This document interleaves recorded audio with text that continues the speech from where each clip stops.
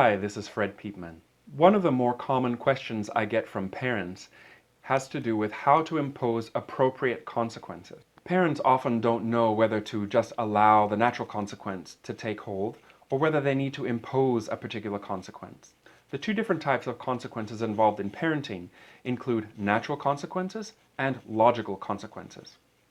A natural consequence is something that will naturally take place as the result of a particular behavior or action. A logical consequence, on the other hand, is one which is imposed by an authority figure. Ideally, natural consequences are the way to go.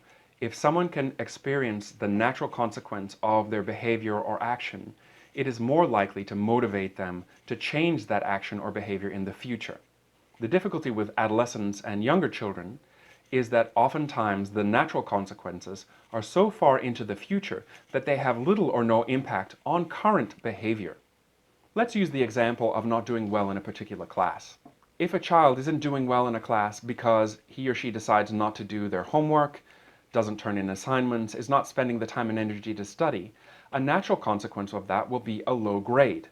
Natural consequences of low grades will be possibly having to retake the class, go to summer school, maybe not being able to get into the college of one's choice, and maybe even not being able to get the type of job that one would really like to have. The problem is that with so many natural consequences occurring so far into the future, they have little influence on current behavior. Logical consequences, on the other hand, are imposed by a parent.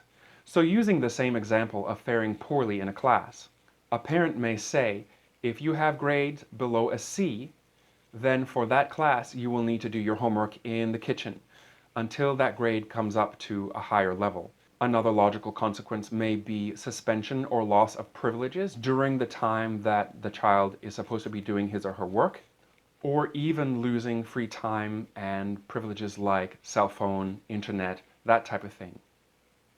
Logical consequences are exactly that. They need to be logical. They need to make sense and have a clear beginning and an end. When we impose a logical consequence, we need to let the person know what he or she needs to do in order for that consequence to be removed. In my work with families, I always suggest people talk about positive consequences as well. It's also important to realize that a positive consequence does not negate a negative consequence.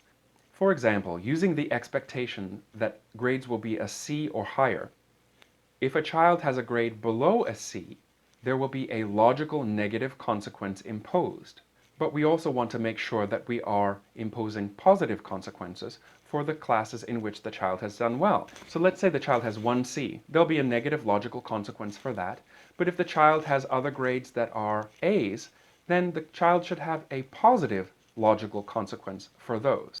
They do need to be separate. For example, if the negative consequence for getting a grade below a C means losing cell phone and internet privileges for 2 hours a day until homework is done, then the positive logical consequence for the classes in which the child is doing well shouldn't be the same thing. We don't want the positive consequence to negate the negative consequence, so they may need to be separate. I hope this has been helpful for you. Please let me know if you have any questions or comments about this, and if you have any ideas or suggestions for future videos that you might want to see. Until next time, I'm Dr. Fred Peatman. Thanks for watching.